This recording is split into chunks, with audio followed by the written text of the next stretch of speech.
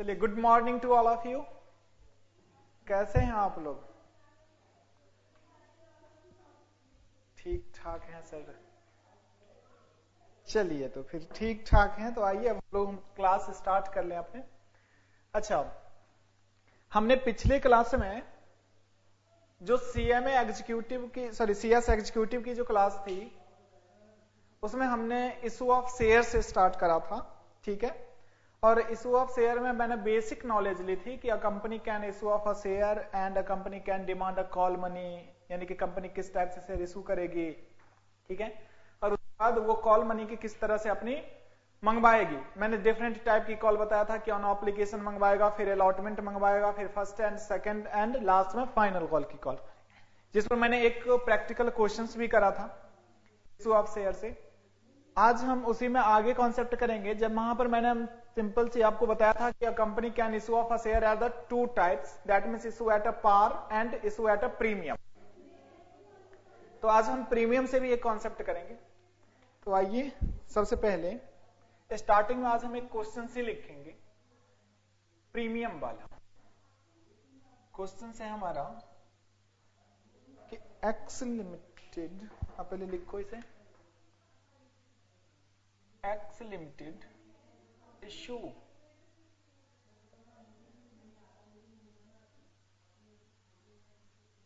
$10,000 equity share, कितने? तो 10,000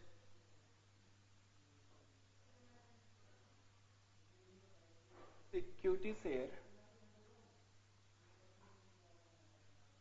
at the ₹10 each at a 20% premium, at a 20%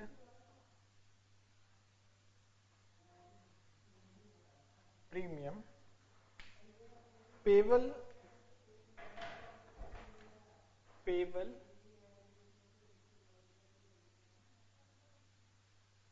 as follows.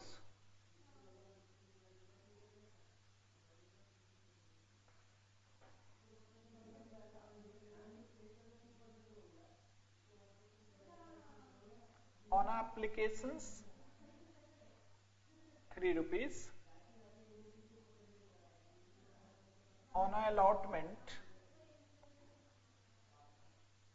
₹3, a first call ₹2,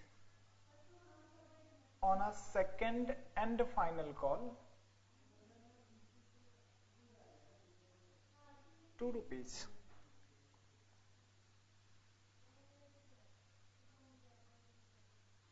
All money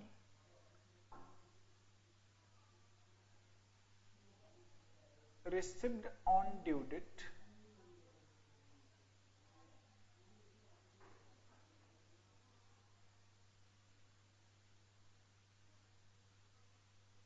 journalize the above.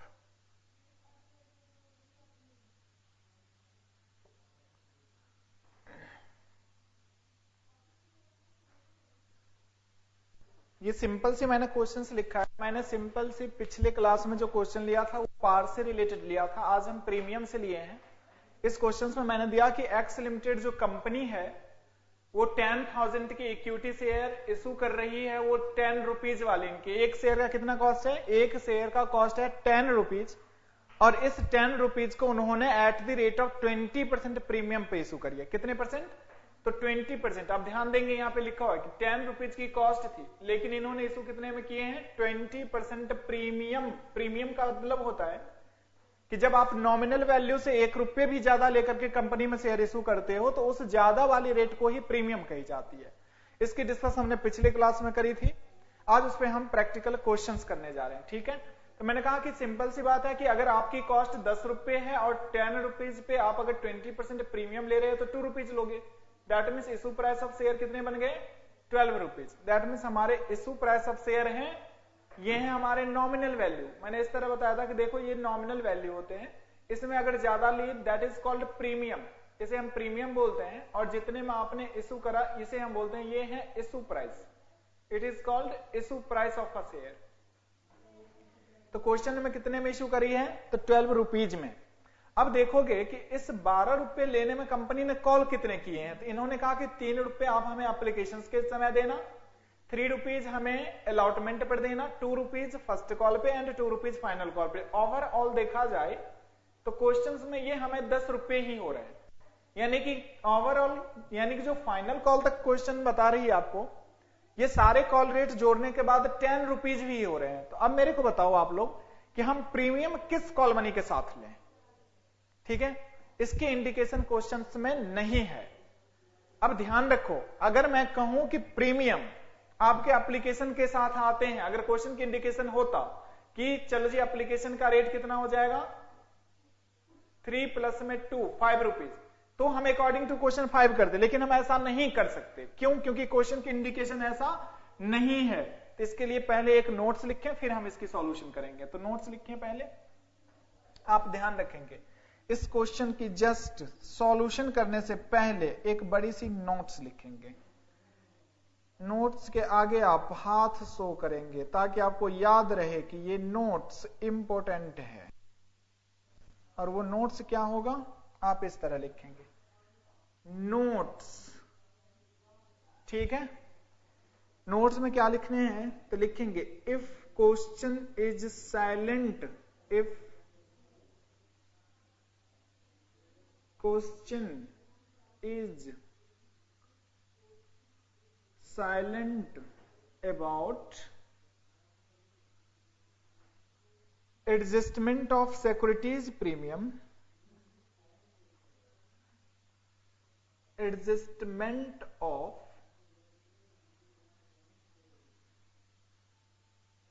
securities premium, then amount of premium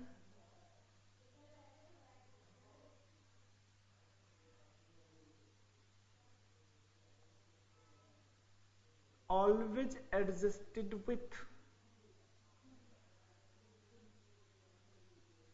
always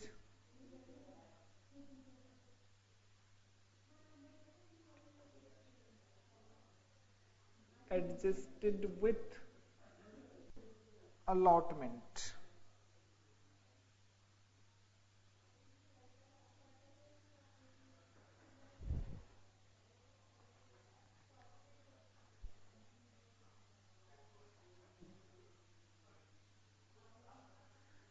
always adjusted with allotment, इस line को ध्यान रखेंगे, underline करेंगे allotment के, और इसे ध्यान रखेंगे। मैंने ये लिखा कि अगर क्वेश्चन साइलेंट है about of treatment of securities premium के बारे में, तो उस अमाउंट ऑफ प्रीमियम को आप हमेशा कहां पर एडजस्ट करेंगे, तो ऑलवेज एडजस्टेड विथ अलॉटमेंट। ध्यान रखेंगे हमेशा ये अलॉटमेंट के साथ एडजस्ट होगा, अलॉटमेंट के साथ एडजस्ट होगा। आ जाइए, तो इसका मतलब, कहने का मतलब ये हुआ कि ये जो 10 रुपए हमारे ओवरऑल कॉल रेट आ रहे हैं उसमें क्वेश्चन नहीं बता रहा है, उसके बावजूद भी हमारे अलॉटमेंट, जो अलॉटमेंट की मनी है वो इंक्लूडिंग विथ प्रीमियम 5 रुपीज हो जाएंगे, ठीक है। तो ये ध्यान रखना है कि अगर क्वेश्चन की इंडिकेशन नहीं होगा फिर भी आप अलॉटमेंट की रेट को 2 रुपए से बढ़ा करके ओवरऑल 5 रुपए कर देने। बस यही इस क्वेश्चन की कॉन्सेप्ट था। अब आते हैं हम इसके सॉल्यूशन पे। आ जाइए, इसकी सॉल्व करें। सबसे पहला entry for a share application money received, क्या करेंगे एंट्री, एंट्री नंबर फर्स्ट,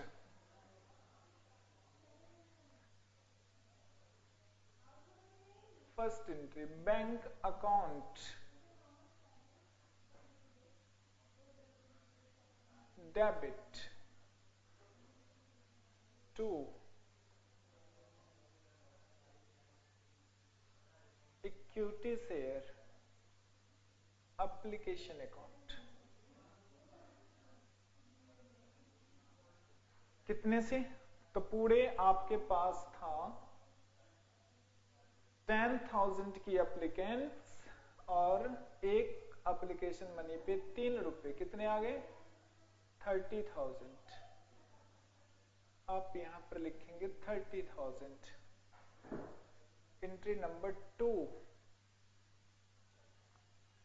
अब इस एप्लीकेशन मनी को आज मैं नरेशन को एग्जाम्प्ट कर रहा हूं, क्योंकि नरेशन मैंने पिछली क्लास में लिखवाया था, तो वो सबको अब नरेशन याद हो जानी चाहिए था आप लोगों को। ठीक है, तो आज मैं जर्नल करूंगा, नरेशन आप लोग खुद लिखेंगे। और जर्नल के नरेशन ये होंगे कि जैसे ही इक्विटी शेयर एप्लीकेशन ली तो आपने यहां पर नरेशन लिखा है being the equity share application money receipt, आ जाइए नेक्स्ट एंट्री करिए और नेक्स्ट में बताइए। इसको हम कैपिटल में ट्रांसफर करेंगे तो क्या एंट्री बनेगा, equity share application account debit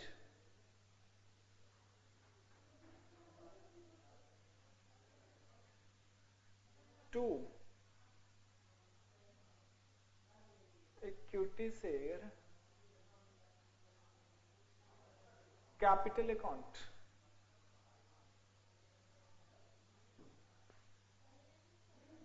same amount transfer हो जाएंगे 30,000 30,000। Entry number third. अब क्या करेंगे थर्ड एंट्री, आपके अलॉटमेंट मनी ड्यू होते हैं, अलॉटमेंट मनी ड्यू करने का क्या था एंट्री, सर हमें याद है तो बताओ क्या था, तो इक्विटी शेयर, बहुत अच्छे, equity share allotment account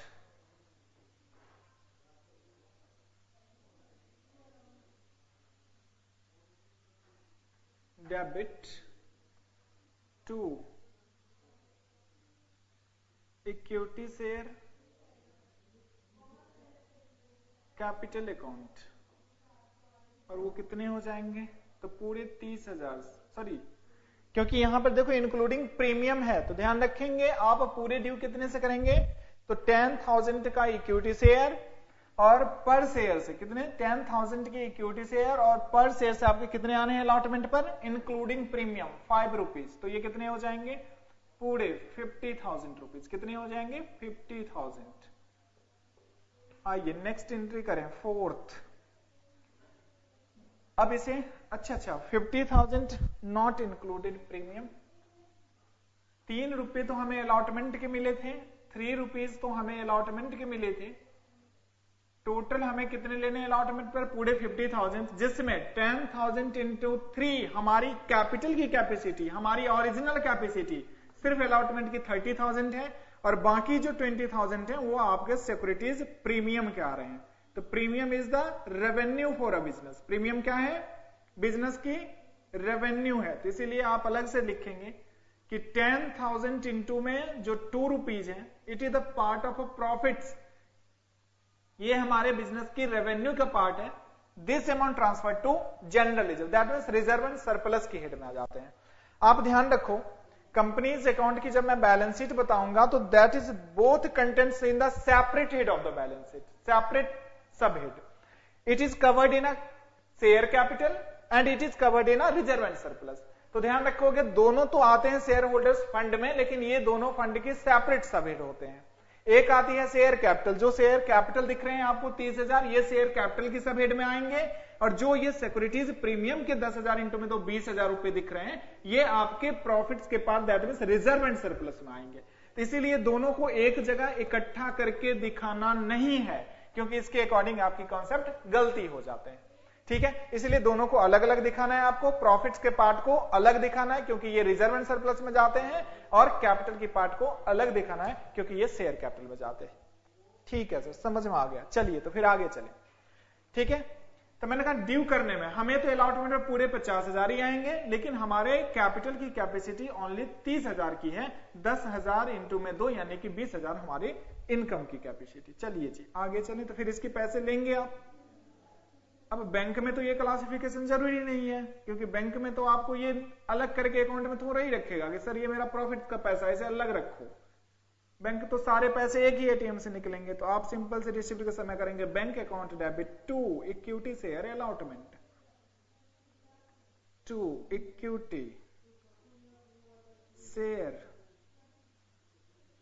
allotment account,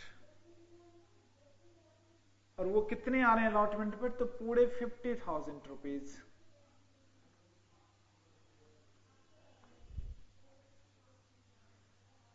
five number question बताइए, 5 नंबर एंट्रीज होंगे सर। फर्स्ट कॉल मनी को ड्यू करते हैं, ठीक है। तो equity share,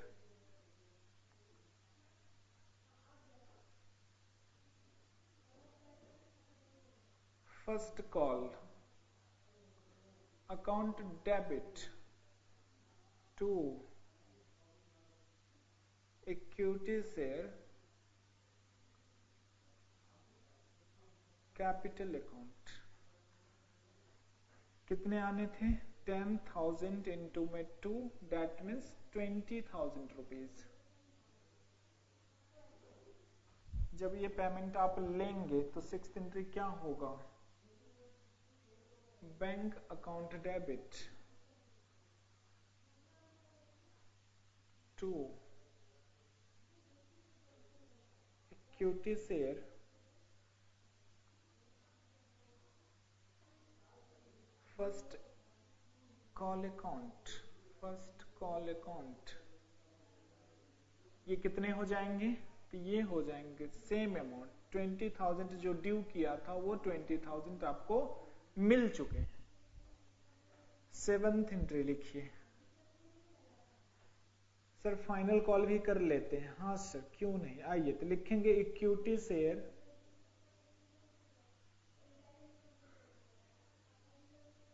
final call account debit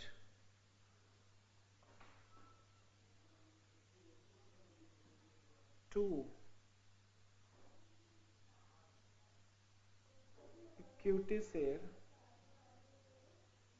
capital account.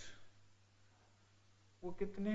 तो 10,000 पे 2 रुपए ही लेने हैं फाइनल कॉल का भी, तो 20,000। जब इसके पैसे आप रिसीव्ड करेंगे तो bank account debit to equity share final call account, final call account. और वो कितने हो जाएंगे? सेम अमाउंट आपको रिसीव्ड हो जाएंगे। चलिए यहां तक नोट डाउन करेंगे। इस पूरे में कहीं पे कॉन्सेप्ट नहीं था, बस एक चीज आपको ध्यान रखना है, ये अमाउंट, बस इसी के लिए ये क्वेश्चंस आपको बताया गया था कि amount of a securities premium किस तरह आपको एडजस्ट करने हैं, ठीक है। तो कभी भी आपको ध्यान रखना है कि amount of a securities premium not included in a share capital because securities premium is the part of reserve and surplus. They are the separate subhead of the companies balance sheet as per the schedule 3 of the companies act 2013। 1956 तो पहले था, ठीक है। तो इसलिए हमेशा ध्यान रखेंगे कि इस प्रीमियम के अमाउंट को कभी भी कैपिटल में इंक्लूड करके आपको नहीं दिखाना, कैपिटल से इन्हें सेपरेट करके दिखाना है। बस इस कॉन्सेप्ट के लिए हमने इस क्वेश्चन को करा था, बाकी आप लोग नोट डाउन करिए इसे। चलिए नोट डाउन करेंगे अभी, मैं अभी आया 2 मिनट में, आप नोट डाउन।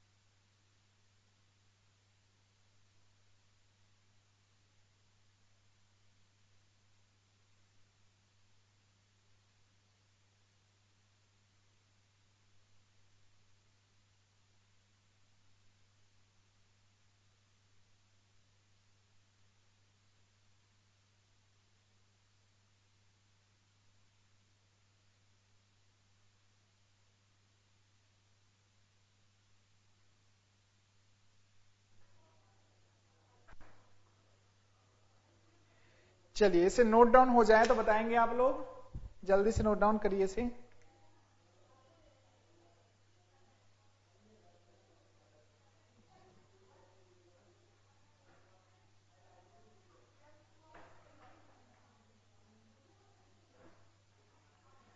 सर इस साइड मिटा दो, मेरा हो गया नोट, कोई दिक्कत नहीं, आ जाइए हम इस साइड मिटा लेते हैं और फिर हम यहाँ पर एक और कॉन्सेप्ट क्रिएट करते हैं। आज की कॉन्सेप्ट हम करेंगे कॉल इन एरियर्स। क्या करेंगे?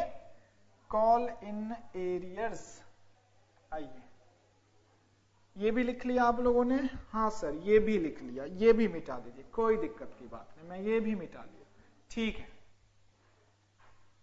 आइए हम लिखेंगे यहां पे। अब जो हम अगला कॉन्सेप्ट इसमें करेंगे वो कॉल इन एरियर्स का करेंगे। किसका करेंगे?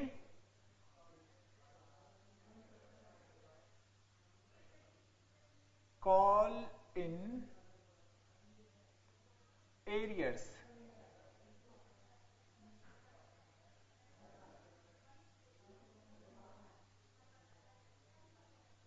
पहले कॉन्सेप्ट लिखें या पहले प्रैक्टिकल? सर पहले प्रैक्टिकल कर लेते हैं, ठीक है, उसके बाद फिर हम इसकी कॉन्सेप्ट लिखेंगे। चलिए, मीनिंग क्या होता है कॉल इन एरियर्स का, मैं सिंपल सी बता दूं आप लोगों को। कॉल इन एरियर्स का मतलब होता है कि जो शेयर होल्डर्स, ठीक है, हमने जो डिफरेंट टाइप की कॉल्स करी है शेयर होल्डर से, चाहे वो एप्लीकेशन पे पैसे मंगवाए हैं, अलॉटमेंट पे मंगवाए हैं, फर्स्ट कॉल पे मंगवाए हैं और फाइनल कॉल पे मंगवाए हैं, ये जो डिफरेंट टाइप की कॉल करी जाती है, इसमें से किसी भी कॉल की कोई भी शेयर अगर डिफॉल्ट कर दे, that calls money is called call in arrears. तो हम इसे इस तरह भी बोल सकते हैं। एक काम करते हैं, इसके मीनिंग के बारे में हम लिख ही लेते हैं, ठीक है। तो हम इसे इस तरह भी बोल सकते हैं कि when share call money called और डिमांडेड बाय द कंपनी, यहां पे आइए और मीनिंग के बारे में पहले लिखिए। मीनिंग लिखेंगे कि व्हेन शेयर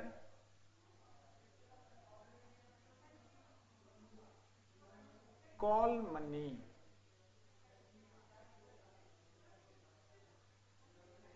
कॉल्ड और demanded by the company, called or demanded by the company but not paid by shareholders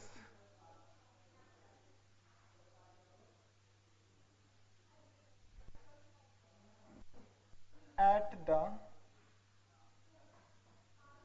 time of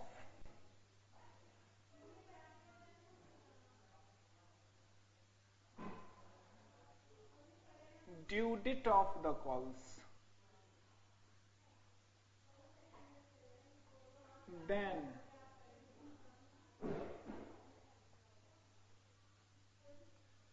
that money is called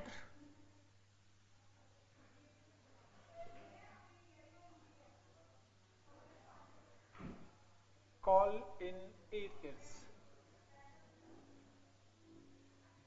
इस मनी को हम कॉल इन एरियर्स कहते हैं।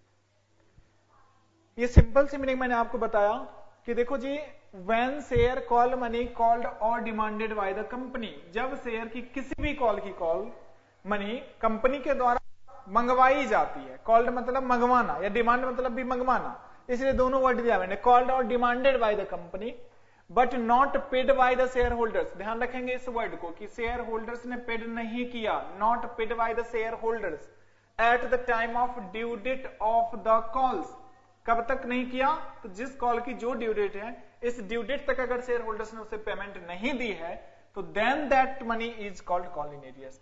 तब हम इस मनी को कॉल इन एरियर्स के कैटेगरी में रखते हैं, या हम ये मानते हैं कि इस शेयर होल्डर से अब हमें पेमेंट नहीं आने हैं। ठीक है, हाँ सर समझ में मीनिंग तो आ गया, ठीक है, लेकिन जब तक सर जी प्रैक्टिकल नहीं करेंगे ना, ये समझ में नहीं आने वाले। ठीक है, तो कोई दिक्कत की बात नहीं। आइए पहले इसके जर्नल लिख लेते हैं, अकाउंटिंग ट्रीटमेंट किस तरह करेंगे। तो आइए लिखते हैं अकाउंटिंग ट्रीटमेंट, या एंट्रीज कर दीजिए, accounting entries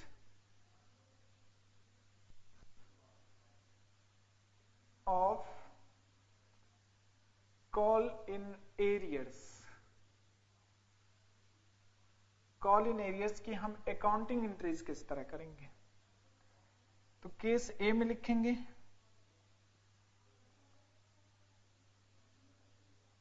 when call in arrears money soon, जब हम कॉलिन एरियस की मनी दिखाना चाहते हैं तो लिखेंगे bank account debit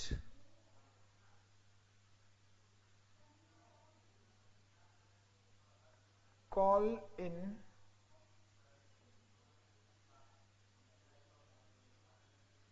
areas account debit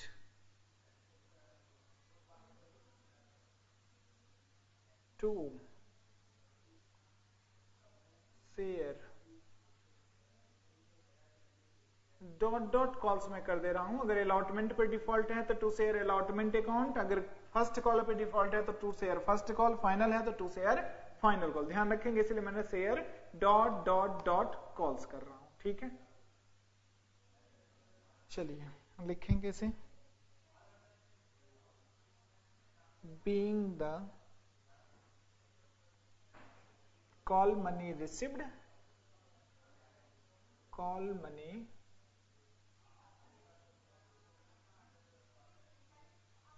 received and arrears money recorded, arrears money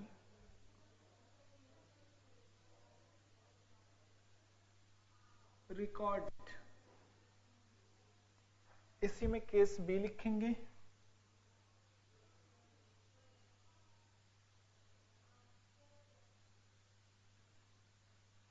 when call in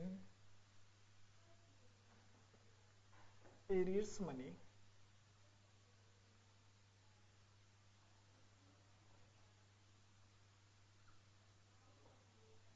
not shown, अगर हमने नहीं दिखाने हैं तो सिंपल सी बात है, नेट एंट्री। सपोज दैट कि अगर हमारे कॉल्स मनी पे 100 रुपए लेने हैं, अब इसमें एक हमने रिसीव्ड कितना कर पाया 90 रुपीज, तो इसका मतलब डिफॉल्टर कितना चला गया, कितने का डिफॉल्टर है 10 रुपए के। अगर हम कहें कि सर हम एरियस मनी को नहीं दिखाएं और नेट एंट्री ही पास कर लें, हाँ वो भी है, इसीलिए तो मैंने केस भी लिखाने हैं। केस में हम वही बात को डिस्कस करेंगे कि when the call in areas money not shown, हम इस एरियस मनी को नहीं दिखाना चाहते, तो कोई दिक्कत की बात नहीं। ये जो 90 की जो आपकी रिसिप्ट है उसे ही कॉल मनी में दिखा दीजिए, इसे बोलते हैं नेट एंट्री मैंने करी है, not a gross entry. That means call in areas money को हमने इग्नोर कर दिया इसमें। तो आइए, तो सिंपल सी बात है, इसमें हम क्या करेंगे, bank account debit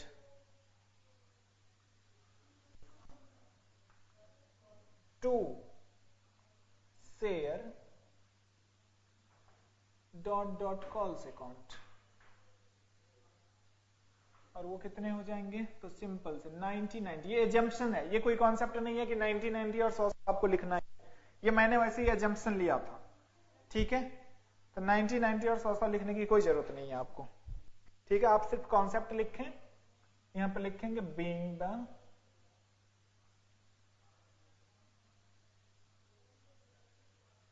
call money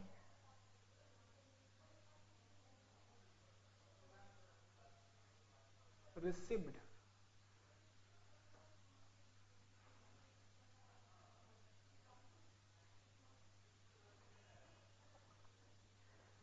चलिए इस थ्योरी को पहले कॉन्सेप्ट को क्लियर करिए, फिर हम इस पर एक प्रैक्टिकल करेंगे, क्योंकि हम जानते हैं, आप सब बता रहे हैं कि सर एक प्रैक्टिकल करिए फिर जाकर के कॉन्सेप्ट क्लियर होगा, कोई दिक्कत की बात नहीं। हम इस पे भी पहले एक प्रैक्टिकल करेंगे। पहले तो आप लोग थ्योरी को नोट डाउन करिए। सर कर लिया थ्योरी नोट डाउन कर लिया, कोई दिक्कत की बात नहीं, मैं अभी उसको भी मिटा रहा हूं।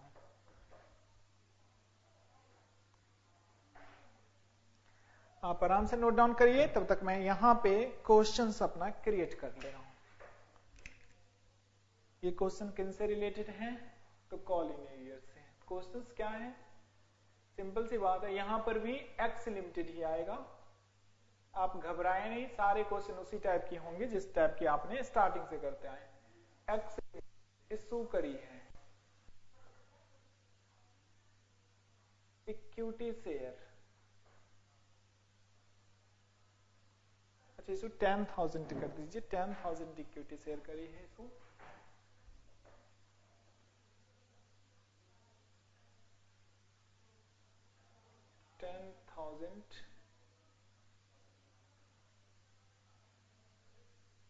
equity share at the rate of 10 each।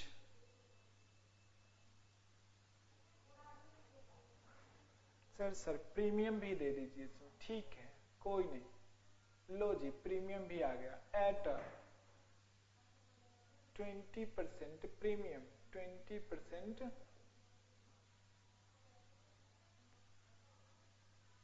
Premium.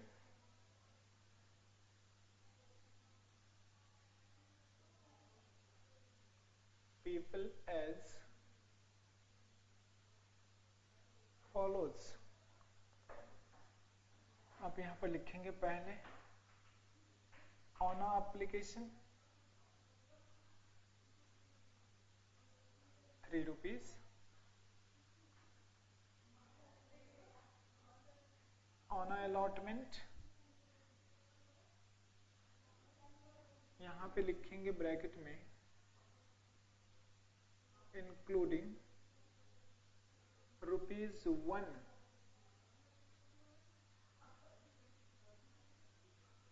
Premium.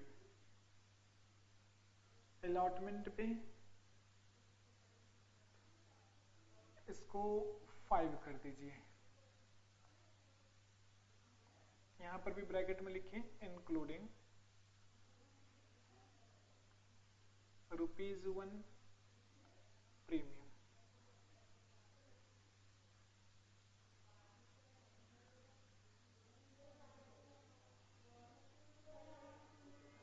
First call पे लिखिए आप 2 rupees,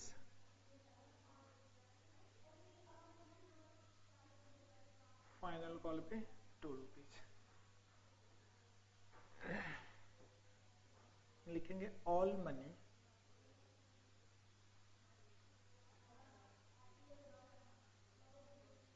received on a due date except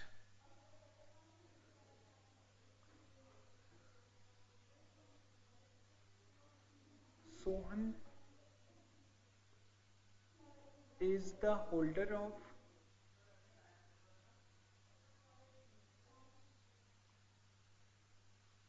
$500 share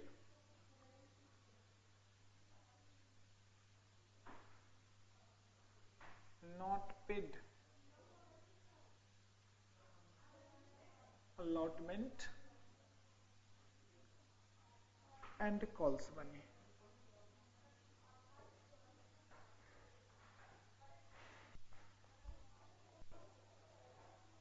इधर नोट डाउन हो गए हैं आप लोगों के?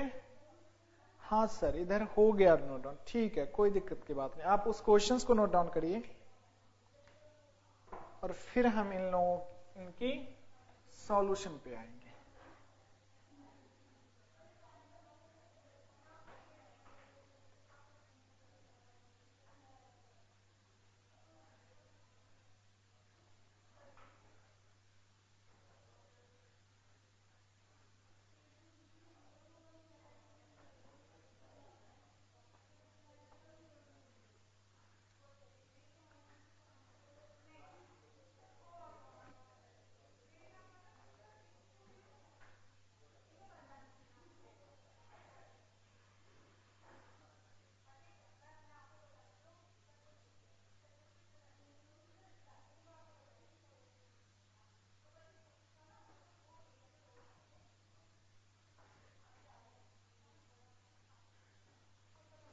चलिए सब बता रहे हैं सर हो गया नोट डाउन, सॉल्यूशन बताओ, ठीक है आ जाओ।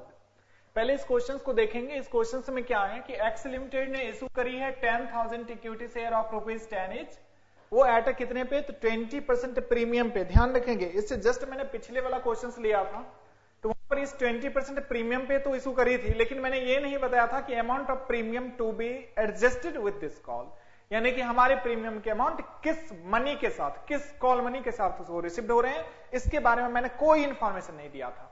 लेकिन इस क्वेश्चंस में क्लियरली क्वेश्चन बता रहा है कि आपकी जो पेबल जो हो रहे हैं इस रेट की, वो एप्लीकेशन पे 3 रुपए, जिसमें 1 रुपए प्रीमियम की इंक्लूड है, ठीक है, 5 रुपए अलॉटमेंट पर जिसमें भी 1 रुपए प्रीमियम की इंक्लूड है। तो सिंपल सी बात है, आपने अभी देखा कि फेस वैल्यू 10 रुपए प्लस में 2 रुपए प्रीमियम, तो प्रीमियम की ऑब्वियसली से 2 रुपए ही आ रहे हैं ना, इशू प्राइस ऑब्वियसली से 12 रुपए, ठीक है।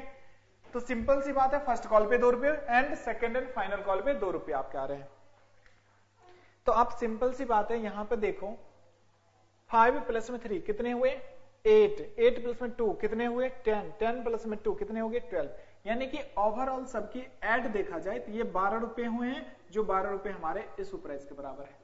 तो कभी भी प्रीमियम पर शेयर इशू हो तो आप सबसे पहले उसकी इशू प्राइस से अपने डिफरेंट टाइप की कॉल मनी के मांगने को टैली करवा करके देखेंगे कि क्या वो हमारे इशू प्राइस के बराबर है।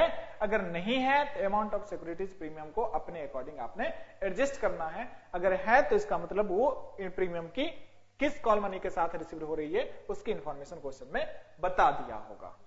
ठीक है सर, समझ में आ गए। लेकिन अभी क्वेश्चन यहीं पे खत्म नहीं हुआ जो समझ में आ गए। आगे चलिए, आगे क्वेश्चन ने बताया कि देखो जी सारे मनी तो हमारे ड्यूटी पर मिल चुके हैं, लेकिन उसमें भी लेकिन लगा कि एक्सेप्ट वाली कॉन्सेप्ट। एक्सेप्ट का मतलब होता है छोड़कर, यानी कि all money received on a due date छोड़कर, except Sohan is the holder of a 500 share. Sohan कितने का होल्डर है 500 का होल्डर है, उन्होंने नॉट पेड मतलब पेड नहीं करी, क्या नहीं पेड करी, अलॉटमेंट एंड कॉल्स मनी। ध्यान रखेंगे कौन सा मनी नहीं दिया, एक तो अलॉटमेंट नहीं दिया और दूसरा कॉल्स मनी नहीं दी। ये अब हम इसकी सॉल्यूशन करते हैं। कोई बात नहीं सर, समझ में आ गया कि ये कॉल इन एरियस वाला क्वेश्चन है, ठीक है, आप लोग बहुत समझदार हैं, सारे समझदार बच्चे कहां पे, तो आईओसी के फ्रेंचाइजी में। ठीक है सर, हम लोग भी समझ गए, इतने समझदार बच्चे कहीं पे नहीं है। आइए तो अब हम सॉल्यूशन करें। पहला एंट्री बताओ क्या है, बैंक अकाउंट डेबिट, क्या होगा bank account debit to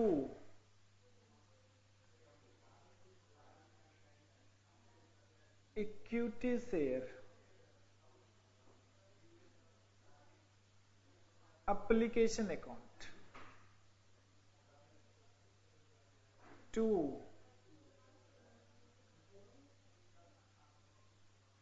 securities premium account. Sorry, bank के साथ मत दिखाइए, वो जब कैपिटल में ट्रांसफर करेंगे तब इसे दिखाएंगे, अभी नहीं, क्योंकि securities premium not classified in the bank, it is classified when transfer to capital, क्योंकि both are the separate head. ठीक है, capital is the share capital and securities premium is the reserve and surplus, part of a reserve and surplus. तो bank में तो सारे एक ही लेंगे। Share application पर कितने पैसे आए हैं, तो हमारे पास 10,000 का नंबर ऑफ एप्लीकेंट्स और एक एप्लीकेशन मनी के 3 रुपए आते हैं, तो टोटल पैसे कितने ले लिए आपने 30,000 रुपए। टोटल पैसे कितने लिए 30,000 रुपए।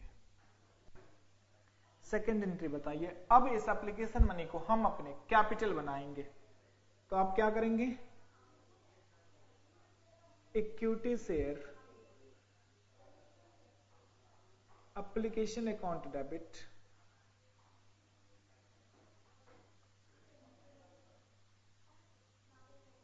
To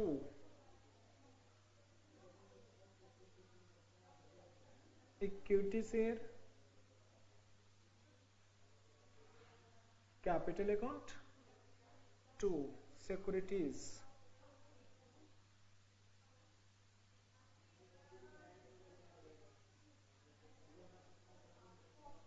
premium account. आप हमें बताइए एप्लीकेशंस पे कितने आए थे 30,000, जिसमें अपनी कैपिटल की कैपेसिटी कितने हैं, तो 10,000 इंटू में 2, क्योंकि 2 रुपए किसके हैं प्रीमियम के, सॉरी 1 रुपए किसके हैं प्रीमियम के, तो 10,000 इंटू में 1, ये हो जाएंगे 20,000, ये हो जाएंगे 10,000। तीसरा लिखें, जब अलॉटमेंट मनी ड्यू करेंगे, इसमें भी प्रीमियम है, तो इक्विटी शेयर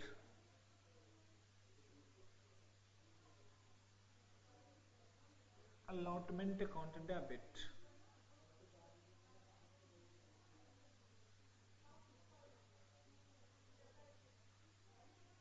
to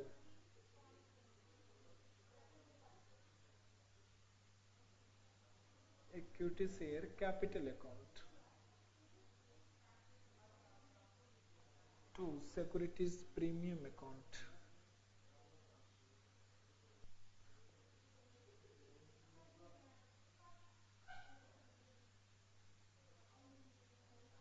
आप हमें बताइए अलॉटमेंट पे कितने आ रहे हैं सर? अलॉटमेंट की कैपेसिटी है 10,000 इंटू में 4, बहुत अच्छे। और इनकी कैपेसिटी प्रीमियम में बता रहे हैं कि सिर्फ ₹1 इंक्लूड है। तो इसका मतलब अगर इसमें ₹1 इंक्लूड है तो क्या हुआ कि ₹1 प्रीमियम का, तो फिर ₹4 किसका? अलॉटमेंट का। नहीं, ₹1 प्रीमियम, ₹4 अलॉटमेंट, दोनों जोड़ के ₹5 है। तो अलॉटमेंट की कैपेसिटी अलॉटमेंट में ट्रांसफर करें अपनी कैपिटल में, और प्रीमियम की कैपेसिटी अपने रिजर्व एंड सरप्लस में जाएंगे। तो ये कितने हो जाएंगे? 40,000 और प्लस में ₹10,000 कितने हो जाएंगे ड्यू? पूरे 50,000 अलॉटमेंट पर लेने हैं। सेम इसी में भी था, ₹3 में ₹1 प्रीमियम, तो ₹2 किसका? ₹2 एप्लीकेशन, मतलब कैपिटल का। आइए, बट ध्यान रखेंगे जब आप अलॉटमेंट की मनी रिसीव्ड करोगे तो यहां पे आपको क्वेश्चंस बता रहा है कि हमारा एरियर्स भी है। वो कितने? तो 500 का जो होल्डर है वो हमारा एरियर्स है। ठीक है, तो आओ जी, यहां पे अब हम एंट्री नंबर जब 4 पे आएंगे तो इस एरियर्स को ध्यान रखने हैं आपने। ठीक है, और आपने एरियर्स मनी को दिखाने हैं। तो bank account debit,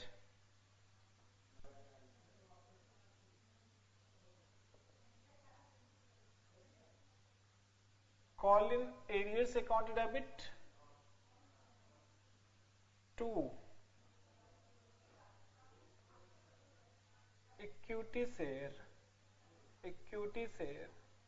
allotment account।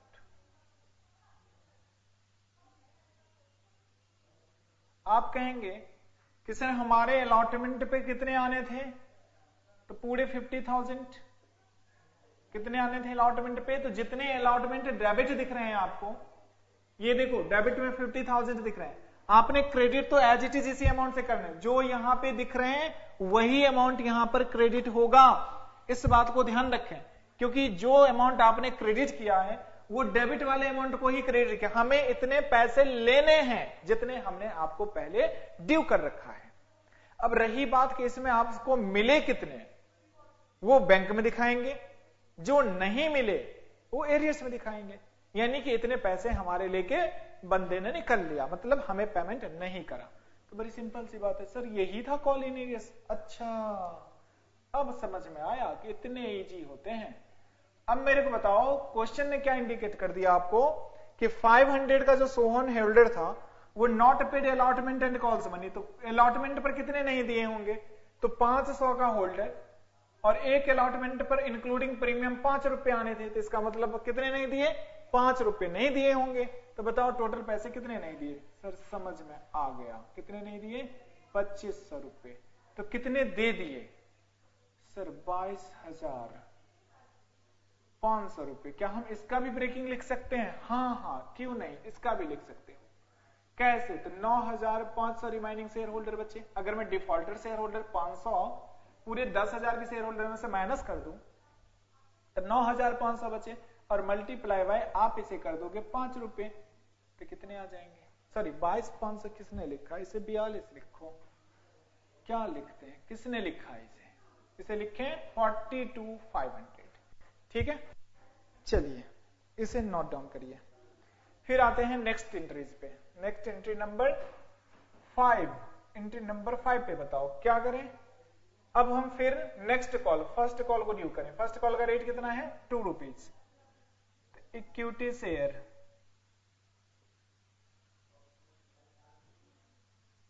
First call account debit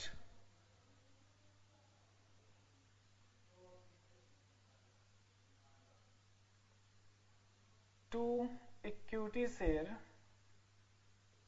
capital account.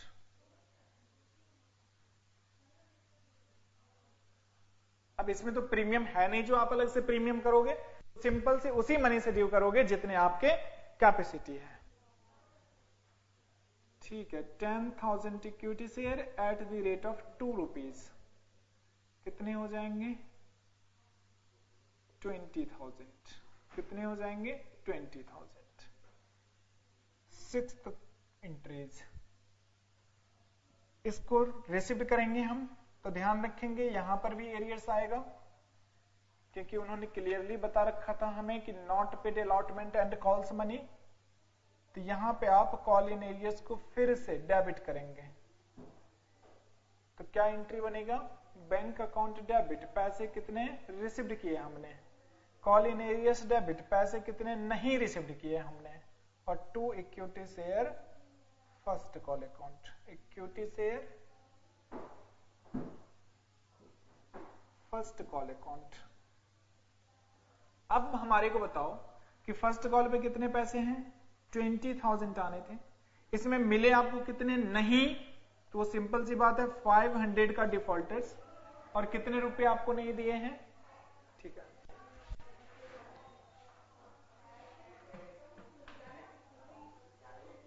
Please check. अच्छा, बहुत अच्छे, ठीक है जी, प्लीज चेक। ठीक है, ये 47,500 है, ये कितने हैं? 47,500। इतना तो कर ही सकते हो, ठीक है ना? कोई ठीक है, इतना तो कर ही सकते हो, सब्सट्रैक्शन भी तो कर लो। ठीक है सर, आ जाइए, चलिए आगे चलते हैं। अब नेक्स्ट कौन रहा है? Call in arrears. Call in arrears की बात करते हैं, तो यहां पर कितने डिफॉल्टर हैं? तो 500 इंटू में 2 रुपीज, कितने हैं? 1000 रुपीज नहीं दिए। ठीक है, तो दे कितने दिए? तो 19,000। कितने दे दिए? 19,000। अब मेरे को बताओ सर आप लोग बता रहे हो, ठीक है, क्या इसका भी ब्रेकिंग लिख सकते हैं? क्यों नहीं लिख सकते? अब मेरे को बताओ, सेम चलेगा, कैसे? तो 9,500 की शेयर होल्डर ने हमें 2 रुपए पूरे दे चुके हैं, तो इसका मतलब 19,000 पूरे मिल चुके और 1,000 नहीं मिले हैं। ठीक है, 7 नंबर देखें। 7 नंबर पर क्या होगा? फाइनल कॉल मनी ड्यू करें, तो फाइनल कॉल मनी क्या होगा? Equity share, equity share final call account debit, final call account debit to equity share capital account. कितने से? सर पूरे 10,000 का अप्लीकेंट्स और एक अप्लीकेंट से फाइनल कॉल लेने हैं 2 रुपए, तो कितने हो जाएंगे? 20,000। कितने हो जाएंगे? 20,000। ठीक है, क्या इस पे भी एरियर्स हैं? हाँ जी, इस पे भी एरियर्स है, क्योंकि ठीक से देखें, आपको ये बताया है कि not paid allotment and calls money. अब ये कॉल्स में ये क्लियरिटी नहीं बताया कि कॉल्स कौन सी कॉल्स नहीं थी। अगर यहीं पर क्लियरली 4 पॉइंट का, ठीक है सतनाम, मैं 4th पॉइंट का नरेशन बता रहा हूं, कहां है 4 पॉइंट? ये ठीक, नरेशन में लिखेंगे कि being the share allotment money received and arrears money recorded. लिखें इसे, being the share allotment money received and arrears money recorded.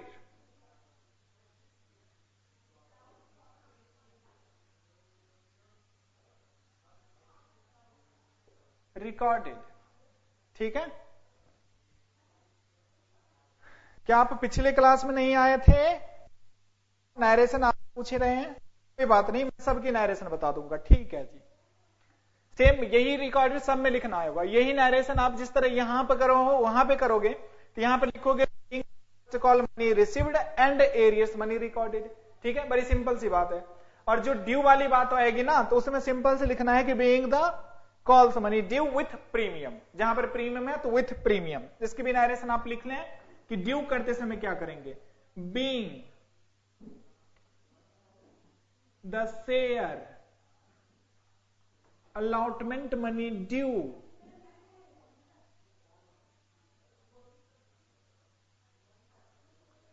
allotment money due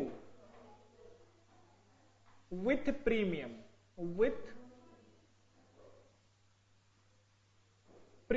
यानी कि मेरा अलॉटमेंट मनी ड्यू हुआ है प्रीमियम के साथ। ठीक है सर, समझ में आ गया। ठीक है, तो आइए आगे चलते। एंट्री नंबर लास्ट हमको की बात करें। देखो यहां पर कॉल्स की क्लियरिटी नहीं बता रहा कि ये फर्स्ट कॉल पे डिफॉल्ट है या फाइनल कॉल पे। सिंपल वो बताया कि अलॉटमेंट के साथ साथ इन्होंने कॉल्स भी नहीं दी, तो आपको ये एजम्पशन लेके चलने होंगे कॉल्स का मतलब इन्होंने आपको दोनों कॉल्स की पेमेंट नहीं करी है। ठीक है, किसका पेमेंट नहीं करी है, दोनों कॉल्स की पेमेंट नहीं करी है। आ जाओ जी, यहां पे हम करेंगे अब last entry, bank account debit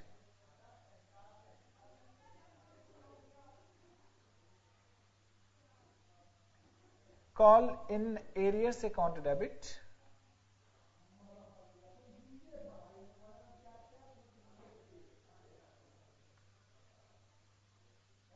to equity share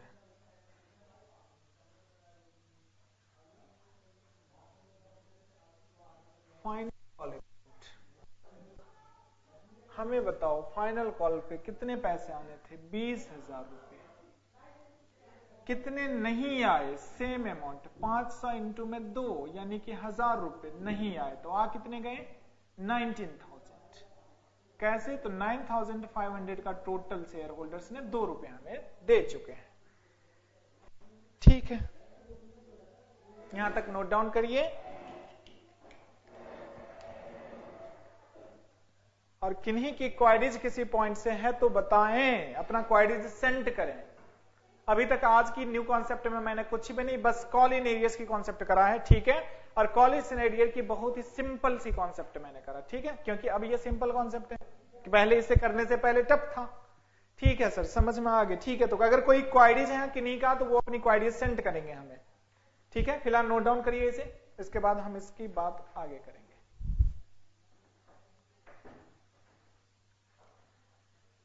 देखो जी, इस पूरे क्वेश्चन में कुछ भी नहीं था, बस ध्यान रखना है कि यहां पर प्रीमियम की इंडिकेशंस क्वेश्चंस ने दे दी थी, तो यानी क्वेश्चन हमारे प्रीमियम की इंडिकेशन पे भी सिंपल बन गए थे। ठीक है, तो ध्यान रखेंगे, या तो वो सिक्योरिटीज प्रीमियम के बारे में क्वेश्चन या तो बताएगा या सिक्योरिटीज प्रीमियम के बारे में नहीं बताएगा। जैसे कि इस क्वेश्चन में आपको बता दिया था कि amount of premium to be adjust, 1 रुपये आपको अलॉटमेंट पर मिली है, 1 रुपये आपको एप्लीकेशन पे मिली है, यानी ये दोनों रेट दे रखा है, 1 एप्लीकेशन पे और 1 रुपये प्रीमियम पे, और हमारे प्रीमियम बन भी रहे थे 2 रुपये, तो ये 2 रुपये की इंडिकेशन क्वेश्चन ने हमें बता दी थी। और उसके बावजूद क्वेश्चन ने अपनी एरियर्स के बारे में बताया था कि हमारे पास 500 का एक डिफॉल्टर था जिन्होंने हमें अलॉटमेंट और कॉल्स मनी नहीं दी। ध्यान रखेंगे, कभी कभी क्वेश्चन इसमें भी कॉम्प्लिकेटेड बनाते हैं। वो कहते हैं कि 500 defaulter not paid the allotment money, जो ही अलॉटमेंट पेमेंट के बारे में करके उन्होंने छोड़ दिया, तो सिंपल सी बात है कि उन्हें अगले कॉल भी नहीं दिया। नहीं, अब मेरे को बताओ, किसी ने आपको सिंपल से अलॉटमेंट मनी ना दे और अगले मनी देने के लिए आए, तो आप उसे अगले मनी लोगे या पहले वाले लोगे? सिंपल सी बात है, सब बता रहे सब पहले वाले लेंगे। हाँ जी, पहले वाले लेंगे। क्यों? क्योंकि सिंपल सी बात है, हमें तो पहले अलॉटमेंट के पैसे चाहिए, उसके बाद हम आपके अगले कॉल के पैसे लेंगे। तो अगर कॉल्स पर नहीं भी बताता फिर भी हम उसे कॉल्स पर एरियर करते। क्यों? क्योंकि आपने अलॉटमेंट नहीं दिया तो उसके अगला भी नहीं दिया होगा, सिंपल सी बात है। लेकिन इसमें क्वेश्चन में हमने वो अभी तो इंडिकेट कर दिया, लेकिन आपके बुक की क्वेश्चन जब करोगे तो वहां पे नहीं भी हो सकते हैं, फिर भी हम उसे कॉल पे डिफॉल्टर मानेंगे। ठीक है सर, समझ में आ गया। तो बस वही मैंने इस एंट्री करी थी, जो कॉल इन एरियर्स मनी हर समय रिसिप्ट के समय रिकॉर्ड की जाती है। कब रिकॉर्ड करते हैं आप? जब आप पैसे मिलते हैं आपको। ठीक है, क्योंकि सिंपल सी बात है, आप कोई प्रैक्टिकल लाइफ में सोच के देखो, अगर हम किसी को पैसे मांगने जाएं तो क्या हम उसकी शक्ल देख के बता सकते हैं कि ये पैसे देगा या नहीं देगा? ये डिफॉल्टर कब पता चलती है? तो ये डिफॉल्टर हमें तब पता चलती है जब वो एक्चुअली में पेमेंट करने आते हैं। ठीक है, तो बेसिकली ड्यू में भी एरियस दिखाएंगे तो गलती नहीं होगा, क्योंकि बुक ने कभी कभी कर रखा होता है, तो ऐसे में कंफ्यूज मत हुए। एक्चुअली कॉन्सेप्ट क्या होनी चाहिए कि एक्चुअली में जब हमें रिसीव्ड होगा तब हमें देखने हैं कि हमें डिफॉल्टर कितने हो गए, यानी कि कितने लेने थे, कितने हमने नहीं ले पाए और कितने ले लिए। तो actual defaulter eight the time of received, that means bank की जब एंट्री करेंगे उसके साथ एरियस मनी को आप दिखाएंगे। ठीक है सर, समझ में आ गया। ठीक है, तो सब में आप यही देखेंगे, ड्यू के समय कोई एरियस नहीं है, एरियस है कहां पे, तो रिसीव्ड के समय। ड्यू में आपने उतने ही मांगा जितना हमारे को मांगने चाहिए था, यानी कि equity share first call 20,000 and 20,000 हमें इतना मांगना चाहिए था, और एक्चुअली हमें पता चलते हैं तब जब हमें वो पेमेंट करते हैं। तो ठीक है, सारे एरियस आप देखेंगे, सारे एरियस पेमेंट के समय ही रिकॉर्ड करने हैं। ठीक है सर, समझ में आ गया। ठीक है, जब समझ में आ गए तो आज के लिए हम इतना ही रखेंगे, कॉल्स इन एरियस तक। ठीक है, नेक्स्ट कॉन्सेप्ट अब हम कॉल इन एडवांस का करेंगे और कॉल इन एरियस की इंटरेस्ट की कॉन्सेप्ट करेंगे। ठीक है, तो ये सारे कॉन्सेप्ट, ये सारे डिस्कस हम नेक्स्ट क्लास में करेंगे। अदरवाइज कॉल्स इन एरियस में हमने जितने भी कॉन्सेप्ट आज करी है, इससे रिलेटेड अगर क्वारीज है तो जल्दी से हमें सेंड कर सकते हैं आप।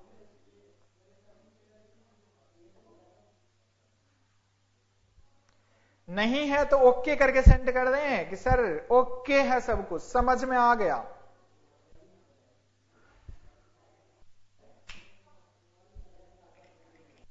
ठीक है, तो आज हम अपनी क्लास यहीं पे एंड करते हैं। Thank you very much, goodbye, take care.